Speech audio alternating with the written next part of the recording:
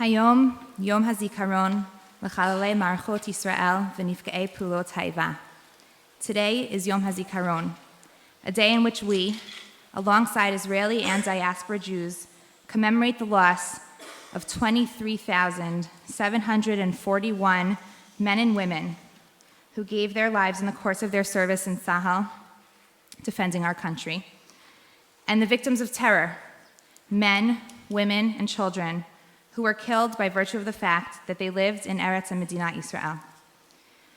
That number, to 23,741, makes me numb. Focusing on it makes me feel like I'm drowning in a sea of loss. It's too grand to capture the essence of each individual who lost his or her life, to tell us if they were parents, children, siblings, to describe their hobbies, their strengths, their greatest joys in life. To learn those details about every soldier and civilian is impossible, but to remember that those details existed for every soldier and civilian is essential. In the first part of today's program, we will focus on the lives and untimely deaths of 5 soldiers. Each soldier died in service of his or her country, but before that, each soldier lived a robust, fascinating, and unique life. We chose these soldiers because they have something in common with each other and with all of you sitting in this room. The soldiers had talents. They were each creative in their own way. Chana Senesh was a poet and a playwright. Alex Singer was an artist, and along with Yoni Netanyahu, Mira Ben Ari, and Erez Stark, wrote poignant letters that revealed deep truths about the world around them. We share their stories with you, as well as the creativity they brought into the world, in the hope that you will remember them not just for their service, but for their artistic contributions. Yehi Zechram Baruch. Chana Senesh was a paratrooper trained to rescue Jews during the Holocaust. She was captured and killed by the Nazis during a rescue mission and is still viewed as a national hero in Israel, a symbol of idealism and mesirut nefesh, self-sacrifice. Senesh was born on July 17, 1921, in Budapest, Hungary. Her parents were both noted writers, one a journalist and one an author. She followed in their footsteps, demonstrating literary talent through her diary, which she began to keep at age 13 and continually updated until her death on November 7, 1944, at the age of 23. Anti-Semitism in Budapest helped draw her toward Zionist activities, and she eventually left Hungary for Eretz Yisrael in 1939. While in Israel, she attended agricultural school, along with many others who sought to settle and develop the land before the formation of the state. She settled at Kibbutz Sdot Yam, where she wrote poetry and plays. In 1943, Senesh joined the British Army and volunteered to be parachuted into Europe. The goal of her mission was to help the Allied forces establish contact with partisan resistance fighters in an attempt to help Jewish communities which were being liquidated. She was one of 33 people chosen for this unique mission. She parachuted into Yugoslavia in March of 1944 with the hope of reaching her native town of Budapest. Senesh spent 3 months with Yugoslavian partisans, also known as Tito's partisans, named for their commander, Marshal Josip Broz Tito. This group was considered to be Europe's most effective resistance against the Axis powers during the war. She wrote about her time with the partisans and her idealism and commitment to the cause in her poem, Blessed is the Match. Please turn your attention to the screen for some more information about Senesh. December 26, 1943. Darling Mother, I'm starting something new. Perhaps it's madness. Perhaps it is dangerous. There are times when one is commanded to do something, even at the price of one's life.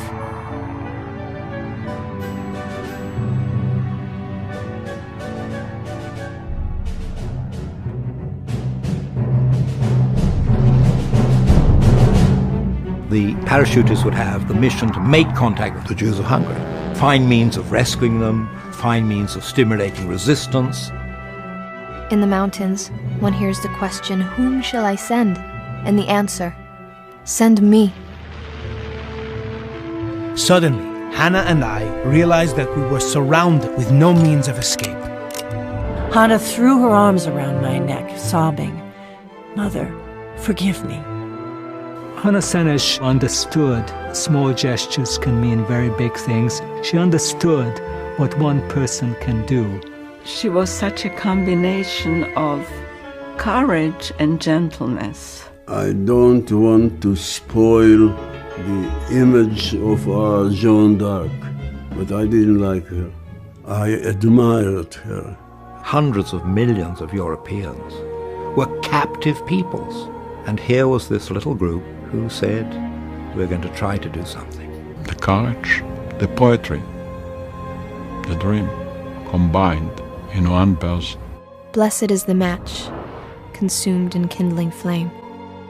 Blessed is the flame that burns in the secret fastness of the heart. Blessed is the heart, with strength to stop its beating for honor's sake. Blessed is the match, consumed in kindling flame.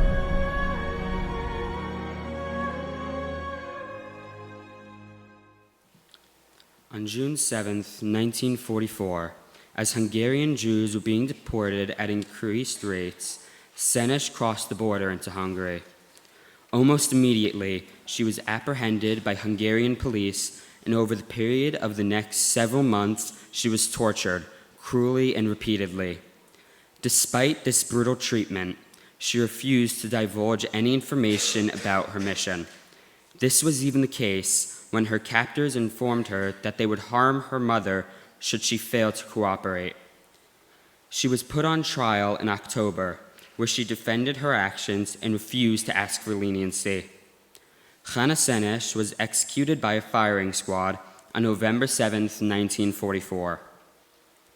During her execution, she refused to wear a blindfold and instead chose to stare her executors straight in the eye as she accepted her fate. In 1950, her remains were brought to Israel and reinterred at the military cemetery on Har Herzl in Yerushalayim. Her literary works, made famous in part because of her unfortunate and untimely death, reveal a woman imbued with hope, even in the face of adverse circumstances. Many of her poems were later set to music. The best known of these is called Towards Caesarea, more popularly known as Eli Eli, My God, My God. The poem reads as follows: Eli Eli, My God, Shelo yigamer leolam, may these never end. Hachol v'hayam, the sand and the sea, Rishrush shel hamayim, the rustle of the waters, Berak hashamayim, the lightning of the heavens, Tfilat Adam, the prayer of man. Please give your attention to our choir as they perform Hannah Senesh's Eli Eli.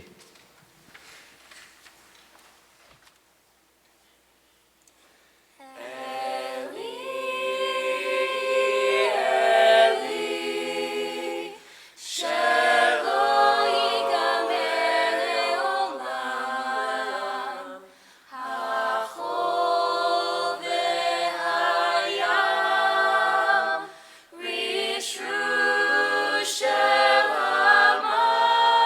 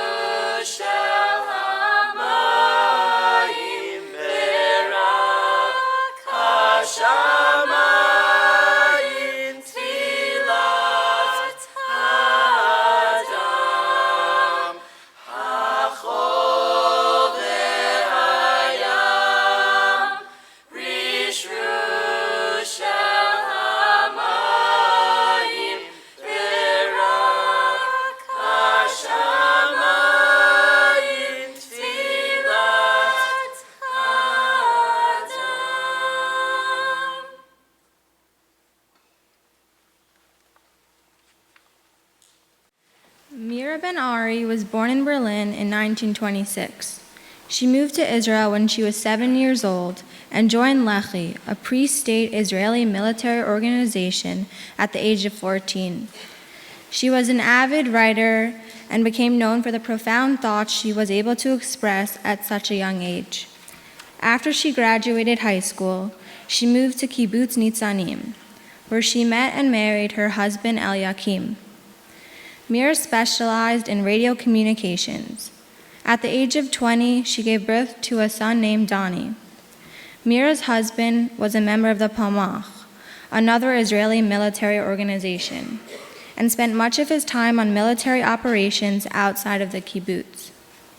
When the War of Independence broke out in 1948, the kibbutz made the decision to evacuate all women and children from Kibbutz Nitzanim. Mira decided to entrust her son Donnie to a friend's care and remain behind and fight alongside the male members of the kibbutz. As they departed, she told her friend, "Tagidi ledani shehaita lo ima." Tell Donnie that he had a mother. She placed a letter into Donnie's pocket, presumably meant for her husband Eliakim, which translates as follows: "I can only write a few words, and you will certainly understand my inability to write. Simply, it is too difficult. More than a little. I've never felt like this before, but I will overcome. In our times, it is necessary to overcome everything. Perhaps it is because of our nation's ability to suffer and not give up, because of our stubbornness to take a stand, despite the fact that we are few, that we will attain everything that we have deserved after 2,000 years. There's no parting more difficult than a mother from her son. But I'm separating from my son so that he will be able to grow up in a secure place and so that he can be a free man in his country. When you return to him, please pass along all of my love. Pass along many kisses to my parents and ask their forgiveness since I did not write to them, but I truthfully was unable to do so." On June 7, 1948, those who remained at Kibbutz Nitzanim were intensely fighting the Egyptians. After Mira's multiple radio requests for backup went unanswered, her commander, Avraham Schwartzstein, made the decision to surrender. He sent one of his soldiers out with a white flag, but in spite of this universally acknowledged symbol of surrender, the soldier was shot by an Egyptian. At this point, Schwartzstein himself picked up the white flag and continued walking towards the Egyptians, with Mira by his side. He too was shot by an Egyptian. Mira shot at and killed the Egyptian before being killed by another Egyptian soldier. Mira's body is buried in Kibbutz Nitzanim. At the site of her murder, there is a stone memorial in the shape of a human, commemorating her heroism, along with a plaque explaining how she died. She is survived by her son Donnie. Featured in this image, 3 granddaughters and 11 great-granddaughters. Please turn your attention to the screen for a creative representation of the struggle Mira felt when it came to balancing the different connections, ksharim, she had in her life, particularly the strong connection she had with her son and the strong connection she felt to the land of Israel, which she actualized in her role of radio communications by making sure her army base remained connected to others.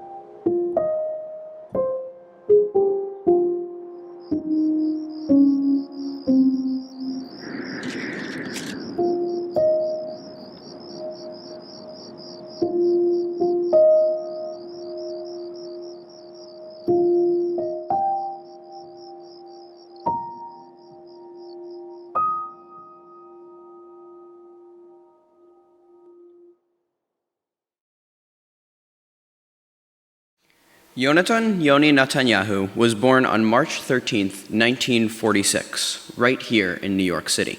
His parents, Ben-Zion and Sila, had moved to the United States to work for the New Zionist Organization, an organization which had been founded by the leader of the Irgun, Zev Jabotinsky. Ben-Zion served as Jabotinsky's personal secretary and historian. Shortly after Yoni's birth, his family returned to the newly founded State of Israel, settling in the Talpiot neighborhood of Yerushalayim. It was there that his younger brothers Binyamin and Iddo were born. The family shuttled back and forth between Israel and America several times in the 1950s and 60s, as Yoni's father continued to do historical research in the United States. Yoni graduated from a suburban Philadelphia high school in 1964 and was drafted into the IDF, where he voluntarily joined the Tzidchanim paratroopers brigade. During the Six-Day War of 1967, his battalion fought successfully in the Sinai and then headed north, helping to reinforce Israel's position on the Golan Heights.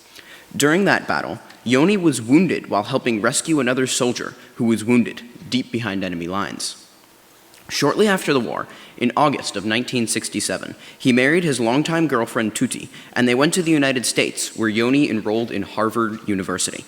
He made the dean's list at the end of his freshman year. Missing Israel and feeling restless and unable to help the IDF while in America, Yoni transferred to Hebrew University in 1968 and left school to return to the army 1 year later. In the early 1970s, Netanyahu joined the elite special forces unit Sayeret Matkal in the summer of 1972 and was appointed as the unit's deputy commander.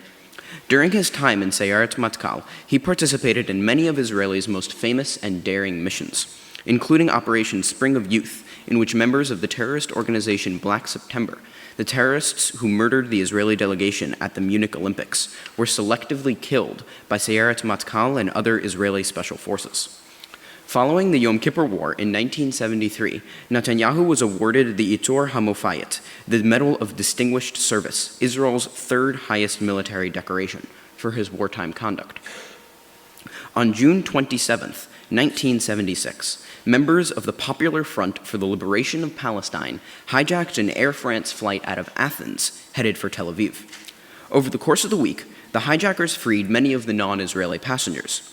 On July 4, 1976, Netanyahu led Operation Entebbe, also known as Operation Thunderbolt, a mission to free the remaining 105 hostages, most of whom were Israeli. The mission was a huge success. Netanyahu, however, was killed during the raid, the only Israeli casualty. In honor of Netanyahu, the raid was posthumously renamed Mitzavya Netanyahu, Operation Yonatan. Please turn your attention to the screen to learn more about this famous operation.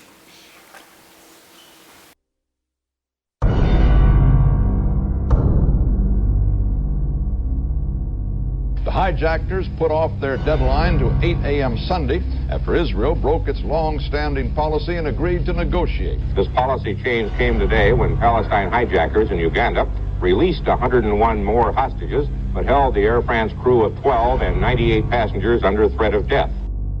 The Israelis are frustrated and resigned. Frustrated because there's nothing they can do to influence the situation except give in to the hijackers, and resigned to doing just that. We agree that the official, the formal resolution will be that we are going to exchange. And it created an atmosphere that helped us to prepare our operation. We've taken this critical decision primarily because of humanitarian reasons, namely saving the lives of the Israeli hostages in Uganda. If we shall give up, our position in the eyes of the world will go down. They say here is a country that says you have to fight terror, but when it comes to your place, you do not. If we shall try and succeed, it will be a tremendous victory. Thursday morning it became clear that there is going to be some ultimatum. We had to plan within a very tight limit, something that had never been done before, and take responsibility and go and execute it. We called back Yoni from Sinai because he was busy conducting a special operation on the other side of the canal in Egypt. When we start to plan, we were sure that we were going to take the whole airport and then to free the hostages. After several times we realized that the right way, it's like a bank robbery. You are going only to the safe, taking the money out. You are not controlling the whole bank. היחידה התחילה לתכנן את החלק שלה, לשחרר את בני ערובה ולהביא אותם הביתה. יוני היה ברור לו שאין לו את התנאים הכי טובים למבצע. יוני היה מאוד נחוש וראה במשימה הזאת ערך עליון. ההצלחה במבצע הזה יש לה משמעויות מרחיקות לכת. He didn't have any hesitations. He looked upon it almost as a normal operation.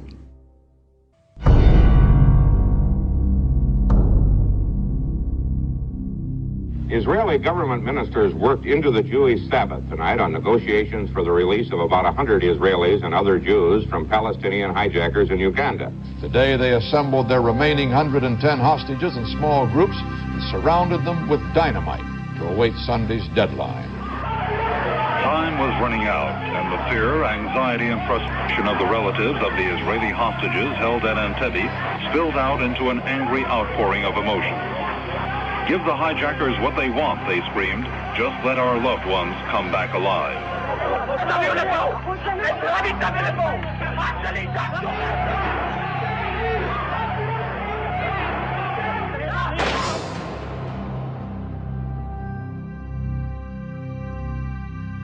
Well, the Prime Minister, he felt that he is the man who is responsible for their life.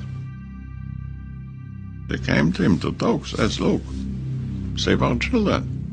The Entebbe operation had to be prepared in about 48 hours. The unit basically is not working this way. In the unit, you prepare an operation for a long time, and when it is ready, you go. Yoni worked very hard. He didn't let any detail go away. Didn't sleep all night and stayed in the office. And in the morning the plan was ready. And here we are talking about, we are Friday. We know that the next day, Saturday, we are going to fly to Entebbe to an unbelievable raid, very limited time. Planning is doing on the fly, and planning is not good as it should be. We looked to movies from Entebbe of Idi Amin army. And in one of the movies we saw a black Mercedes. It seemed to be a good idea to use vehicles that are similar to what they have, to use uniforms, to use some camouflage, to give the impression, at least for a few minutes, that this is part of the Uganda army. I think he trusted two things. First of all, he trusted us more than we trusted ourselves. And the second thing, he trusted himself. I'm sure that he felt that his best performance is under fire. And whatever will happen, he felt that leading us, things will be okay. You are educating people to risk their life against their instincts, and that the only way is to lead by personal example, and that's what he did all his life. Yoni came out and he told us the government approved the operation, and then we started to panic. You look around your friends, you ask yourself, okay, who will be alive and who will be dead when we go back? We get closer to the Entebbe, it was almost midnight. There was a thunderstorm outside, and the airplane was very dark. And at that moment of time, Yoni went all the way from the rear of the Hercules to the front part. And he stopped and smiled to each troop and shook hands or touched the shoulder of everybody. I never experienced it before, or any other commander doing the same.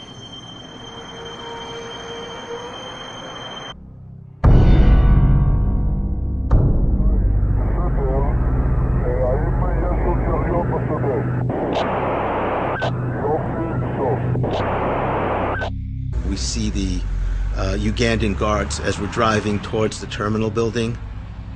I see the guard on the right side. He was aiming to shoot at us.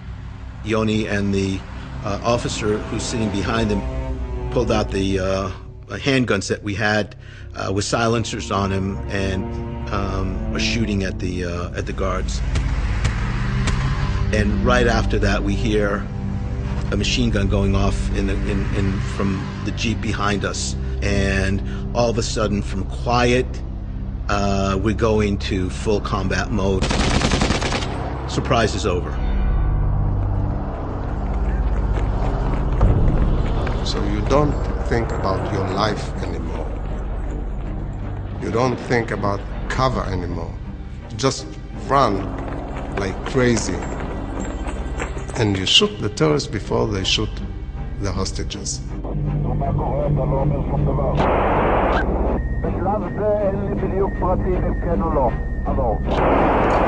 And then all of a sudden, the guy who led the assault team pulled to the left and stopped near the corner of the terminal.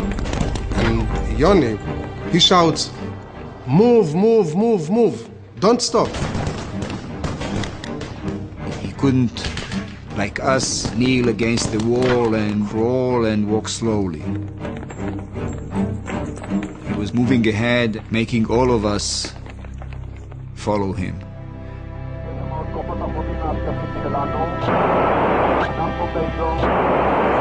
Yoni was running with us,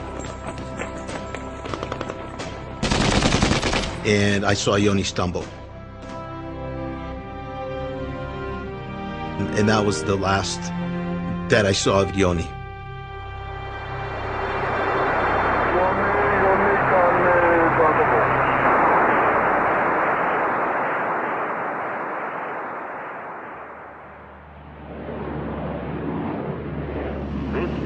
Broadcasting from Jerusalem. All the hostages in Uganda have been rescued by Israeli forces. It seems to me the government of Israel invoked one of the most remarkable rescue missions in history, a combination of guts and brains that has seldom, if ever, been surpassed. Israel has carried out a daring raid for freedom. Crack troops were flown 2,300 miles to Uganda for a lightning strike at Entebbe Airport to rescue hostages held for a week by the hijackers of that Air France jetliner.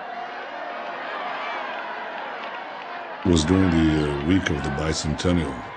We were a group of Israeli students at MIT. We heard in the news that there was an Israeli rescue mission and that the hostages had been freed and that one Israeli officer had been killed.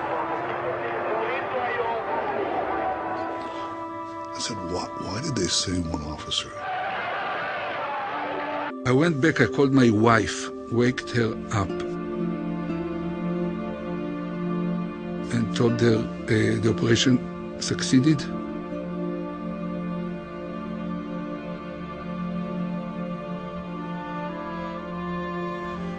Yoni is dead.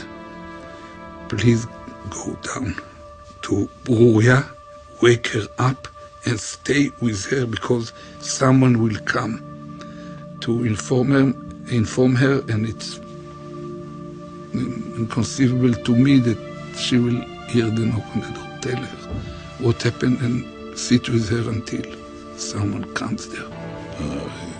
It was as though somebody amputated my arms and my legs and tore a piece of my heart.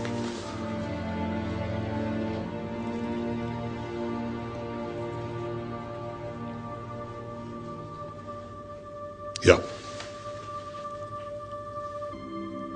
And my father was walking sort of back and forth with his hands in a typical stance that he has, behind his back. He's walking back and forth, ruminating about something. And all of a sudden his face turned and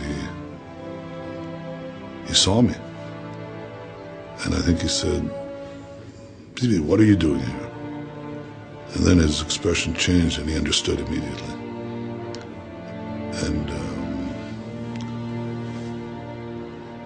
my mother let out a terrible scream, and I'll never forget that. It was actually worse than hearing about Yoni's death.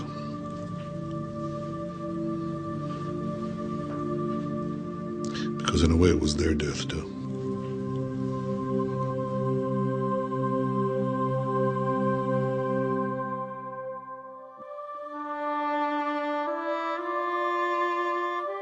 הוא היה כרוך בקורבן מכאיב מאין כמוהו, הראשון בין המסתערים, הראשון בנופלים. בזכות מעטים נושעו הרבים, ובזכות הנופל קמה מחדש קומה עמוסה לעייפה.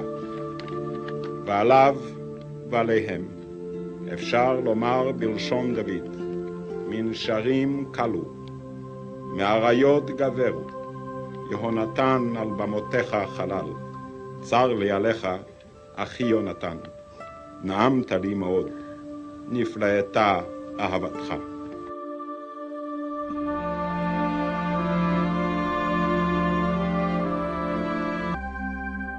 יגדל ויתקדש שמי רבה, בעלמא דברה חירותי וימליך מלכותי, ויצמח פורקני ויקרב משיחי. On me, on us, rests the duty of keeping our country safe. We are united by something that is above and beyond political outlook. What unites us produces a feeling of brotherhood, of mutual responsibility, a recognition of the value of man and his life, a strong and sincere desire for peace, readiness to stand in the breach, and much more. This is a special people, and it's good to belong to it. עושה שלום במרומיו, ויעשה שלום עלינו, ועל כל ישראל וידברו אמן. Netanyahu was buried in Jerusalem's military cemetery at Mount Herzl on July 6, 1976, following a military funeral attended by enormous crowds and top-ranking officials. Shimon Peres, then defense minister, said during the eulogy that a bullet had torn the young heart of one of Israel's finest sons, one of its most courageous warriors, one of its most promising commanders, the magnificent Yehonatan Netanyahu. In 1980, many of Netanyahu's personal letters, which were written under trying conditions in the field, were published. According to a review in the New York Times, they give a convincing portrayal of a talented, sensitive man of our times who might have excelled at many things, yet chose clear-sightedly to devote himself to the practice and mastery of the art of war, not because he liked to kill or because he wanted to, but because he knew that, as always in human history, good is no match for evil without the power to physically defend itself. This morning, I would like to share with you two of his letters, the first of which was written to his parents on March 6, 1969. In another week, I'll be 23. On me, on us, the young men of Israel, rests the duty of keeping our country safe. This is a heavy responsibility, which matures us early. I do not regret what I have done and what I am about to do. I'm convinced that what I am doing is right. I believe in myself, in my country, and in my future. In another letter, dated December 2nd, 1973, this one written to his younger brother and current Prime Minister, Benjamin Netanyahu, he wrote, "We're preparing for war. It's hard to know what to expect.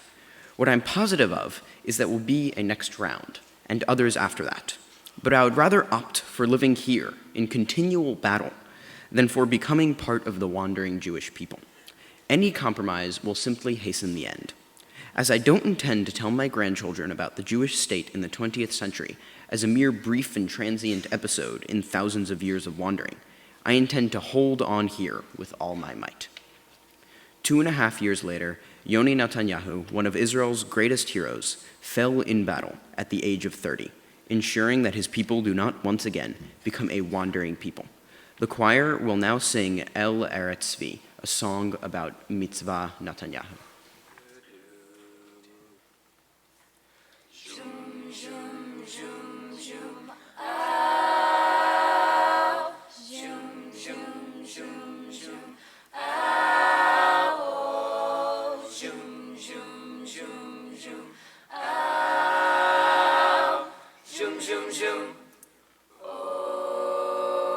בחצי הלילה הם קמו והיכו בקצה העולם כבני רשף חשו הרחיקו להשיב את כל האדם אל ארץ צבי אל דבש שדותיה אל הכרמל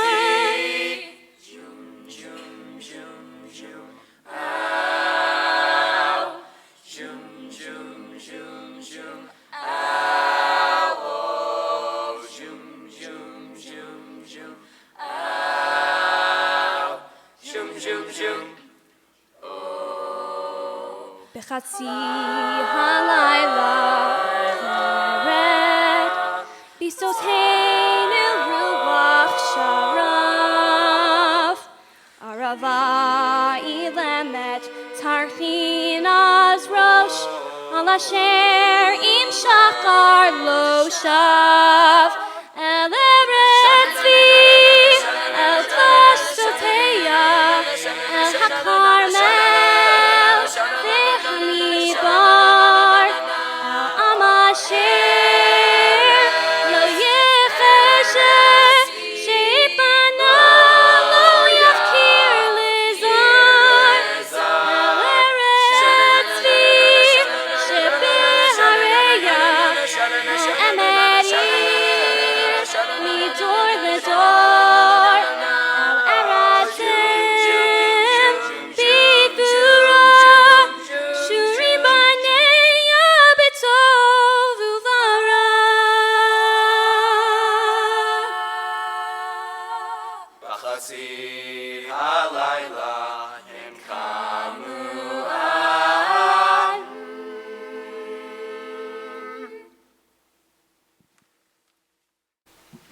Do. Do as you believe, and people will follow you. Do not just know what is right, do what is right. Only then will other people follow you. Only then will you have the power to affect the world. That was the way that Alex Singer lived his life. Alex was born in White Plains, New York in 1962, though he spent most of his early childhood in Croton-on-Hudson, north of Westchester. One of 4 brothers, he loved nature, swimming, and raising small animals. From the time he was young, he also loved to draw. In 1973, the Singer family decided to spend a year in Israel. 1 year extended into 4, and Alex attended public school and worked on a kibbutz. Alex came back to the States when he was a sophomore in high school, and lived in Washington, D.C. until he began college at Cornell University, where he focused on Russian studies, Jewish studies, and economics. He spent his summers at Brandeis Camp Institute, BCI, in California. BCI is an intense experience of Jewish learning and living for young adults. Alex's time spent at BCI convinced him that one of the main purposes of Judaism was tikkun olam, to repair the world. When he traveled during his junior year of college, he loved learning about how Jews live today and how they lived in the past. He would draw what he saw and write letters to family and friends. It became obvious to Alex that he needed to make Aliyah, and was drafted 6 weeks after arriving in Israel in 1984. He completed basic training, a sergeant's course, and officer training, which had extended his Army service by a year. After a short while as an infantry instructor in the Air Force, Alex wanted to do more. In May 1987, he got his chance in the Givati Brigade. Through everything, he continued to draw. While others would sleep during a break from a strenuous action, Alex would draw and write. In August 1987, he was moved with his new platoon to the Lebanese border next to the security zone in southern Lebanon that was patrolled by Israel. On the 15th of September, Alex's 25th birthday, he and 11 other men were dropped by helicopter in 3 groups of 4 onto a very rugged ridge in the foothills of Mount Hermon, about a mile into Lebanon. They were to set up an ambush to try to intercept terrorists on their way into Israel. Unexpectedly, they landed among a group of about 30 terrorists who had hidden themselves among boulders. Alex's commander, Ronen Weissman, was the first to be hit by their fire. Alex was the second officer on the mission. When he landed, he was told that Ronen was not answering the radio. Alex took a medic and went to help Ronen. When Alex reached Ronen, he too was shot and killed in the same spot. The fighting continued until Israel sent reinforcements and the terrorists were forced to retreat. They did not make it into Israel. Alex was buried on September 18, 1987, in the military cemetery on Mount Herzl in Jerusalem. His art and letters serve as an inspiration to turn idealism into action.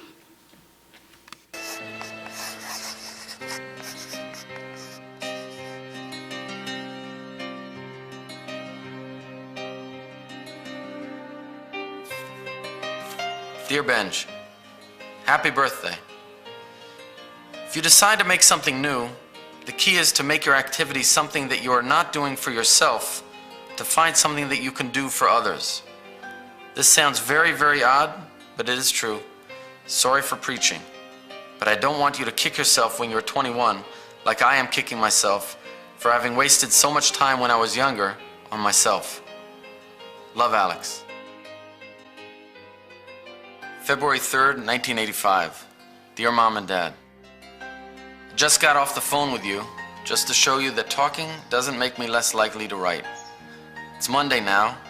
I'll be a soldier in 7 hours. I'm not worried, so you shouldn't. Dear soul, today is Sunday. The Shabbat, which ended yesterday evening, was the first I've spent on an Orthodox kibbutz. You have to be here for one before you can appreciate the beauty of a community of hundreds of people working together for 6 days and then resting together and making the seventh holy rather than merely workless. April 17th, 1985. Dear Grandma Jean, the Army is hard on me, but I think it will get better. The hills right around the base are sensual with their curves and crevices, and everything should move at a pace which is closer sync with the hills. But whenever we enter the hills, we move like Marines and snort and pant and sweat when we should be lying under an olive tree, drawing and sleeping. Oh well. July 2nd, 1985, Tel Nof. It's late morning now. I've already jumped twice. Stepping out of an airplane at 1,200 feet is like nothing else in the world. It is preceded by fear, which must accompany doing anything as ridiculous as stepping out of a secure place into emptiness. Once the fear passes, the jump is so much more pleasant than what I've thought. The second you're in the air, you want to shout and sing. So I did. November 29th, 1985, Lebanese border. Dear Catherine, I'm not stationed in Lebanon, but at times we have to go in. You must never forget that my being where I am is not a result of my worldview, but of the fact that if we weren't here, Israel would live in terror. And because we are here, and what we do, even the settlements on the border are quiet. August 17th, 1986. Once in a while, as I progress toward the course's end, I feel a pang of fear. Today I felt such fear. If the war comes, when the war comes, I will have to lead men to die. But those men were not men a short time ago. Some don't even shave yet. And I will have to have the calm power to yell to them or to whisper, Kadima. And I will have to have the calm power to step forward myself.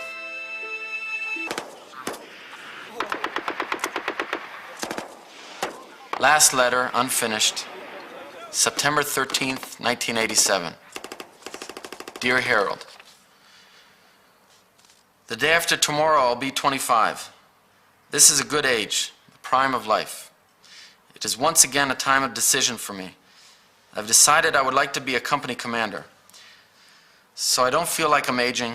The fact that I'll finish my next position at age 26 or 27 is not worrisome. I'm pleased that...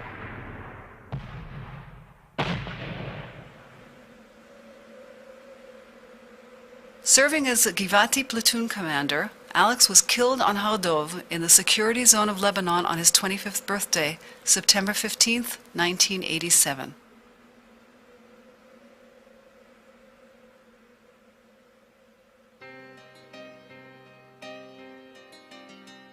Dear Alex, you have left us so much of yourself, so many drawings, so many writings that make us smile and think about life, yours and ours. We can hear your laughter, feel your joy, and we are powered by your message to do. Do as you believe and people will follow you. Do what is right, because only then will you have the power to affect the world. We and Saul, Daniel, and Benji, together now in Israel, are all trying to make you proud of how we build our lives.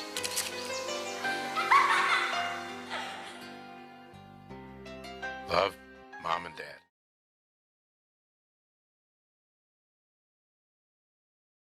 Erez Stark was born on December 24th, 1975 in Kiryat Ata. Growing up, he loved sports and reading. He played volleyball and basketball and even made it to the national Israeli volleyball team. On October 1944, at the age of 19 years old, Erez was drafted into the IDF. He went through training in the Signal Corps, the branch of the Army responsible for military communications, and was placed in one of the Corps' bases in the north of Israel. He was selected to become an officer. Erez was known as a great soldier and officer who always made sure his peers were taken care of. During his service, he was sent on missions in Lebanon.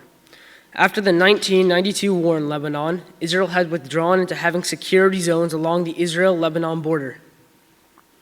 Israeli troops were a constant presence at the border, and over the years, the threat of roadside bombs planted by Hezbollah became too great, so Israel began transporting the troops over the border via helicopter.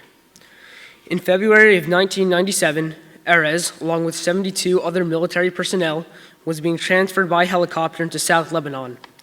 The flight was scheduled for February 3rd, but was postponed to February 4th because of bad weather conditions. While the conditions on February 4th were still not ideal, visibility had improved drastically and the two helicopters were approved for takeoff.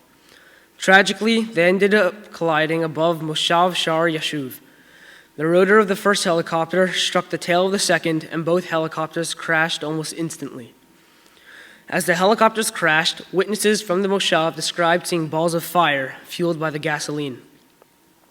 Some witnesses claimed that they could hear faint cries coming from the wreckage, but feared getting too close due to the expanding flames. Following the crash, soldiers, firefighters, paramedics, and rescue crews rushed to the scene. They were met with the grim news that from amongst all 73 members on board, there were no survivors. Rescue crews began recovering bodies and equipment from the scene, with some bodies still strapped to their seats. By the next morning, all bodies were identified. Amongst the dead was Erez Stark, then just 21 years old. His family began memorializing him through volleyball competitions named for him, as well as an ambulance named after him. But Erez left behind perhaps the best memorial of all, a notebook of poems and diaries. In one of the diaries, his brother and sister were shocked to find a poem titled "Nothing Will Harm Me." On the bottom of the song, morbid in tone as it describes many themes of death, Erez had doodled a picture of a tombstone saying Erez on it, as if he knew it was going to happen. This poem was later turned into a song. Please turn your attention to the screen. שלום, מדבר ארז. אני לא יזמין, לא בזמן הקרוב, אבל אם תשאירו שם ומספר טלפון, זה מאוד חשוב, אז אני אצור איתכם קשר מתי שאני אוכל. אני מבטיח. ביי.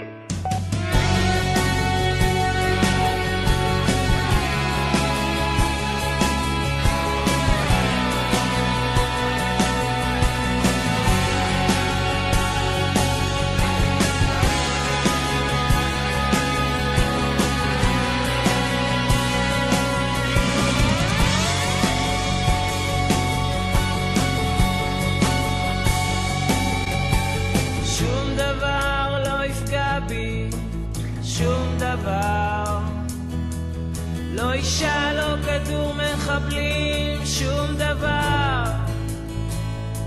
כי ככה נשבעתי לאחי אחותי, להורים. ובכיתי בלילות, ודאגתי בימים, כי פחדתי שמשהו יפגע בהורים. וקולו של אבי מהדהד לי בראש כבר שנים. אם יקרה לך משהו, אין לי טעם לחיים, אין לי טעם למחר. אין לי טעם לחיים, אין לי טעם למחר.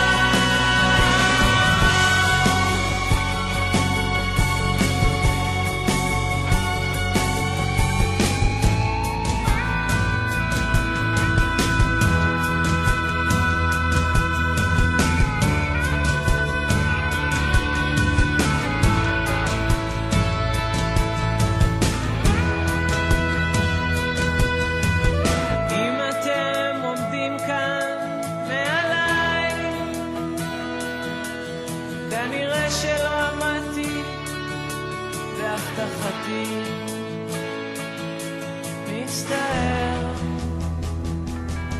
בחיי, מצטער בחיי,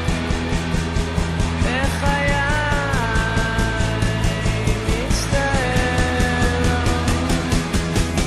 בחיי.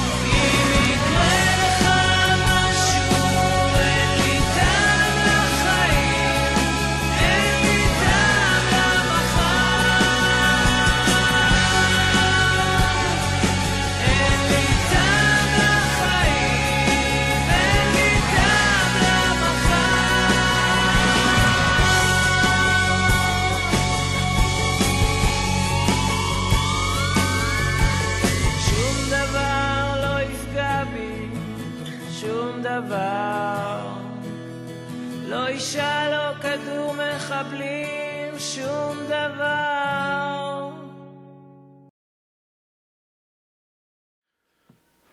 We are now going to transition to the second part of our program, which focuses on the Yom HaZikaron related events of this past year. To do this, I'd like to call upon Liana Weinberger. Zechariah Baumel, son of Yonah and Miriam Baumel, was originally from Brooklyn, New York. He went to Yeshivat Eitz Chaim in Borough Park until age 10, when his family made Aliyah. They lived in Kiryat Motzkin, a suburb near Haifa. Miriam, his mother, jokingly refers to Zechariah during his younger years as having been a student who much preferred the basketball court to the classroom. After finishing high school, Baumel chose to do Hesder, a program that combines military service with religious studies. He studied at Yeshivat Har Etzion while training to be a tank commander. Over this period of time, Baumel became more serious about his studies. He was then chosen to be a counselor for Americans who came to study at Har Etzion for their gap year. He planned to attend Hebrew U the next semester. Just before the end of Baumel's service in 1982, mere hours before a ceasefire was made, he was called in to fight in the Battle of Sultan Yaqub in the First Lebanon War. During this battle, 20 Israeli soldiers were killed and 3 were missing. Among the missing was Baumel. His last message to his parents, delivered on a postcard shortly before the battle, was, "Don't worry, everything is okay, but it looks like I won't be home for a while." In our tradition specifically, honoring the dead is said to be of the most sacred mitzvot one can do. The fact that for so long we were not able to fulfill this mitzvah for a person like Zechariah caused immeasurable pain, not only to the people who knew Zechariah personally, but to all of Klal Yisrael as well. For decades following his disappearance, Yonah Baumel, Zechariah's father, ceaselessly traveled and sought any information he could find about his son, but without success. Yonah passed away in 2009, still not having known the ultimate fate of his son. For many years, Israeli intelligence believed Baumel's remains to be in a cemetery in the Yarmouk refugee camp in Damascus. However, because of the chaotic status of Syria's capital between the Assad regime and ISIS control over the city for large parts of the Syrian civil war, Israel was not able to find cooperation within Syria to actually excavate and retrieve the remains. However, once Russian presence increased in Syria, Israel approached Russia for assistance in the project, and they agreed. On April 3rd, just a little over a month ago, the remains of Zechariah Baumel were finally recovered and brought to Israel, the country to which he gave his life. Zechariah was buried 37 years after his death on Har Herzl with his fellow Israeli heroes, Yehi Zichro Baruch. Today, we mourn the tragic death of a holy member of our people. Today, we mourn alongside those parents who still remain in the dark about the fate of their children. And today, we mourn for those who have sacrificed their lives for the flag that has carried us since the birth of Am Yisrael. I am honored to light this candle in memory of the soldiers and civilians who lost their lives for the sake of our country.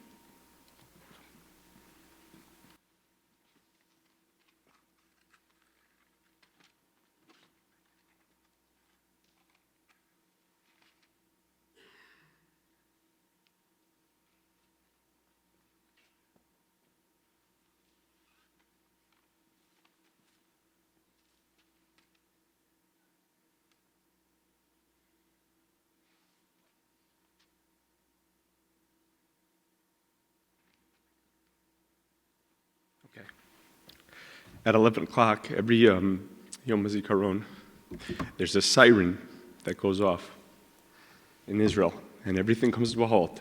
People stop driving, they get out of their cars. If you're in a store, you stop what you're doing. If you're at work, you stop. That siren memorializes everybody, anyone who's fallen.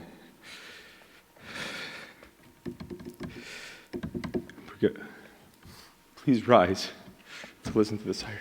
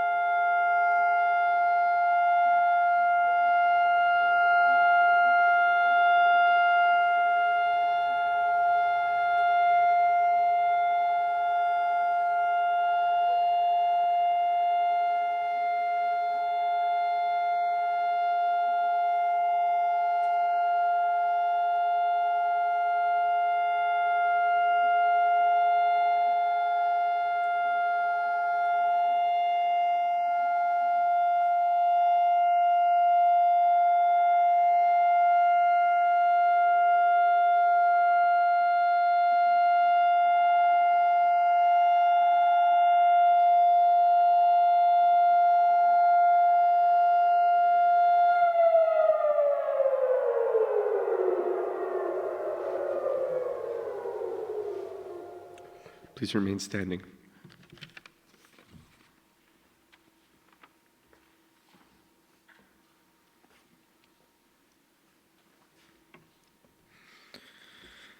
El Molei Rachamim Shochein Bameromim Hametzei Minucha Nechona Al Kanfei HaShechina B'ma'alos Kedoshim Uteorim V'Yiborim Kezoar Horakia Mirim Umazhirim Linishmos Hachayalim V'Hachayalos Shel Tzva Hagana Yisrael Shenaflu B'Milchamos Yisrael Bifulos Hagana Tagmula Bitachon Beis Milui Tafkidam Beis Sherusam Ulenishmos Kol Lochamei Amachtaros V'Chativos Halochamim Ba'amarachos Ha'am Ukilos Hamodiyim HaBitachon V'Hamishtarah Shecherfu Nafsham Lamus HaKedushas Hashem Uve'ezras Elohim Archos Yisrael Heviu Liskumas Ha'uma B'Hamedina V'Ligulas Ha'aretz V'Yirho Elohim U'Lechol Eile Shenirtzechu V'Aretz U'Michutz Allah Bidei Hameratzchim Me'argunei HaTeror Bavur Sha'anim Mispalim B'Rad Haskaras Nishmosehem Biganei Dentei Menuchasam Lachein Baal Harachamim Yastirein B'Seiser Knafav Liolamim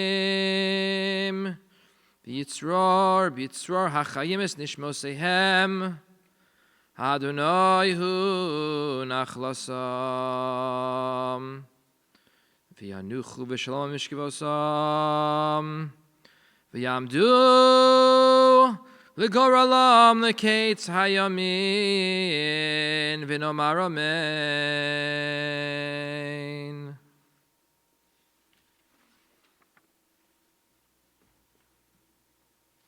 Shir Lamalot Esainai El Harim Me'ain Yavo Ezri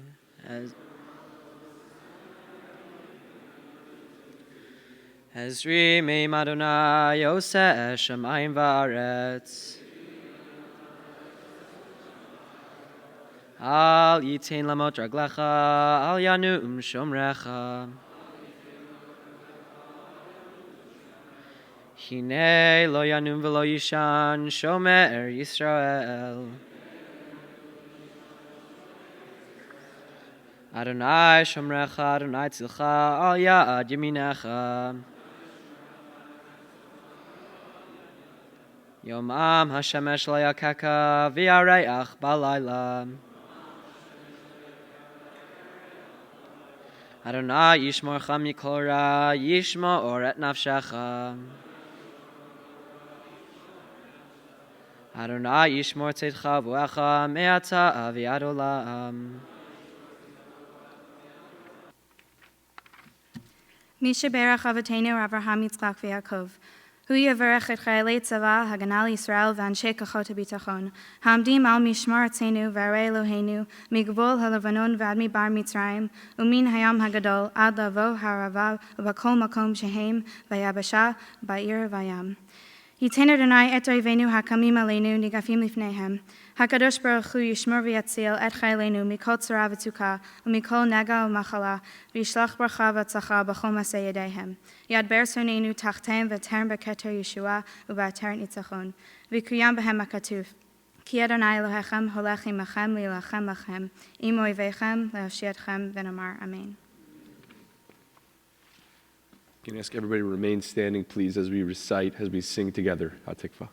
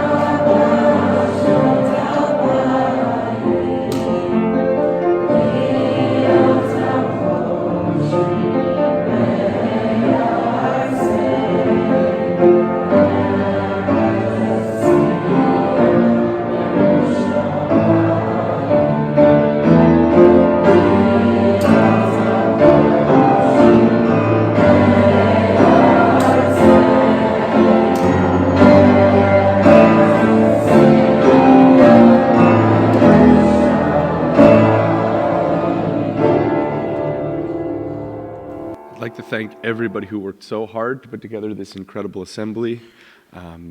First period begins at 10:30. I'm going to ask everybody to please keep the proper decorum throughout the day. Take a moment to think, take a moment to reflect. First period, 10:30.